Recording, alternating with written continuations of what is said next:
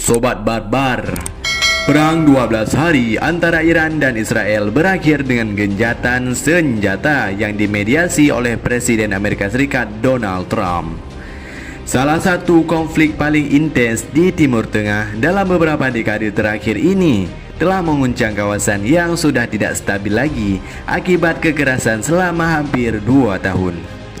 Tindakan militer Trump, termasuk serangan terhadap fasilitas nuklir Iran, mendorong Amerika Serikat ke ambang perang besar-besaran, sesuatu yang dihindari oleh para pendahulunya itu.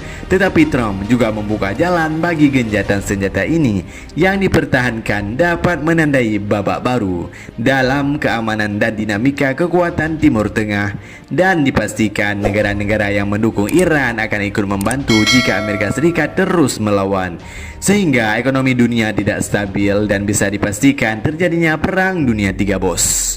And they dropped a load of bombs the likes of which I'd never seen before. The biggest load that we've seen. I'm not happy with Israel.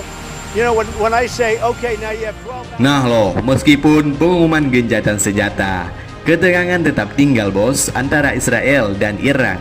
Israel menuduh Iran melanggar gencatan senjata dengan meluncurkan serangan rudal sebelum dan sesaat setelah gencatan senjata berlaku. Namun, Iran membantah tuduhan ini dan mengklaim Israel melanggar gencatan senjata terlebih dahulu. Trump mengumumkan gencatan senjata di media sosialnya dengan menyatakan bahwa kedua negara telah sepakat untuk gencatan senjata yang menyeluruh dan total. Namun, media pemerintah Iran kemudian mengonfirmasikan bahwa gencatan senjata telah diberlakukan, dan Perdana Menteri Benjamin Netanyahu mengakui kesepakatan tersebut dengan berkoordinasi dengan Trump. Wah, ini kayaknya Amerika Serikat dan Israel dibikin jantungan oleh Iran ya. Namun guys, konflik di Timur Tengah pasti akan berlanjut. Kini giliran tentara Houthi Yaman yang akan membalas serangan Iran dan Israel. Pasukan tentara Houthi saat ini disebut-sebut memantau setiap pergerakan di Timur Tengah. Tentara Houthi juga menegaskan tidak akan membiarkan apa yang dilakukan oleh Israel di jalur Gaza. Pimpinan Jenderal Houthi mengatakan keterlibatan Amerika Serikat lebih jauh dalam peperangan Iran vs Israel jelas akan berdampak pada kapal-kapal Amerika Serikat, karena tentara Houthi akan membalas serangan Amerika terhadap Iran dengan menyerang kapal-kapal milik Amerika yang sedang berlayar di Laut Merah. Menurut tentara Houthi, Israel dengan bantuan Amerika Serikat berupaya menguasai penuh di Timur Tengah, namun dihalang oleh Iran. Israel ingin menyingkirkan Iran lantaran dianggap menjadi penghalang terbesar dalam menerapkan rencana Zionisme di Timur Tengah. Maka dari itu guys, setiap serangan dan agresi Amerika Serikat yang membantu Israel untuk melawan Iran dalam rangka tujuan yang sama, supaya memungkinkan Israel mengontrol penuh kawasan di Timur Tengah, dan itu adalah pelanggaran besar yang dilakukan oleh Israel. Nah loh, baru-baru ini lebih dari 82.000 warga Yaman telah menyelesaikan pelatihan militer terhadap pertama sebagai bagian dari program mobilisasi besar-besaran Yaman yang dinamakan dengan Badai Al-Aqsa. Jadi guys, program ini diumumkan oleh pejabat mobilisasi untuk kelompok Houthi di Sana'a, yaitu Faiz Al-Hadami. Pelatihan ini bertujuan mempersiapkan warga Yaman untuk bertempur melawan Israel dan Amerika, bos, guna mendukung perjuangan Palestina. Wah, sungguh luar biasa ya Yaman ini. Jadi guys, pelatihan tahap kedua telah dimulai di Sana'a dengan target 100.000 peserta, yaitu di ibu kota-kota saja ya. Program serupa juga berlangsung di Sa'ada, Amran, Hajjah, dan Jauf. Hanami menambahkan bahwa rakyat Yaman mendesak Arab Saudi dan Yordania untuk membuka perbatasan agar pejuang Yaman dapat mencapai Palestina dengan cepat, bos. Jadi guys, dukungan militer Yaman terhadap Palestina telah berlangsung sejak serangan Israel di Gaza pada 7 Oktober 2023 lalu.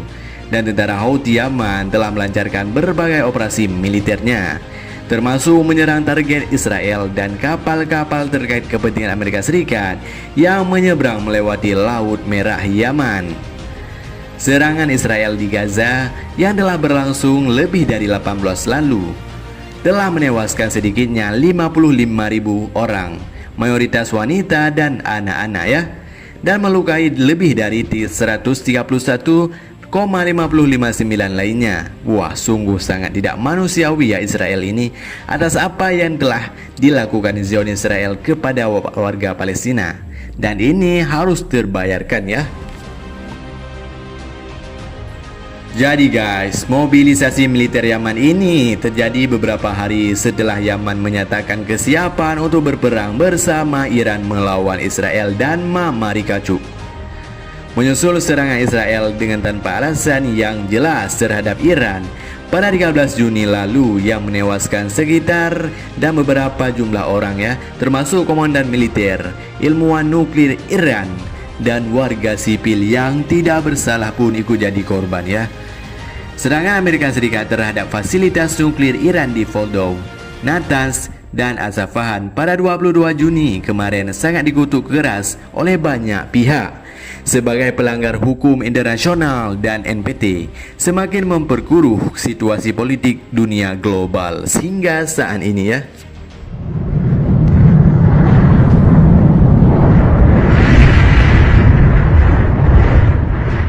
Nah guys, mobilisasi besar-besaran di Yaman menunjukkan bahwa perlawanan terhadap Israel dan Amerika Serikat kini semakin meluas di luar perbatasan Gaza.